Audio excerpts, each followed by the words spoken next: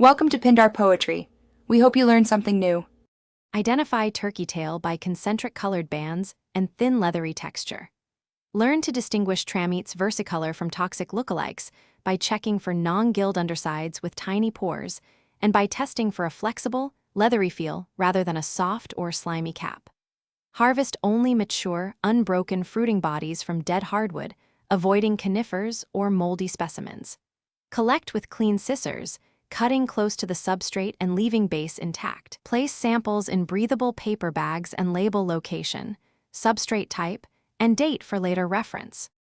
Slice caps into thin strips about 1/8 inch thick to speed drying. Thin slices reduce drying time and help achieve a uniformly brittle texture that yields a smoother powder. Avoid pulverizing fresh tissue. Air dry or use dehydrator at 95 degrees F to 110 degrees F until brittle, usually 12 to 24 hours.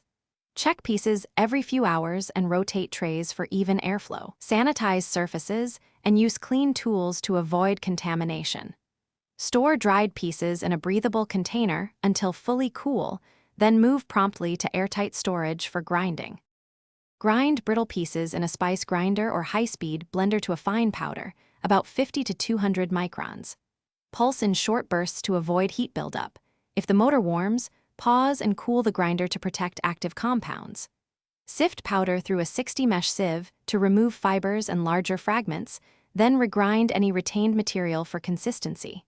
Store in airtight glass jars, keep in a cool, dark place, and label with date and source. Use within 12 months for best potency, and consider refrigeration for long-term storage.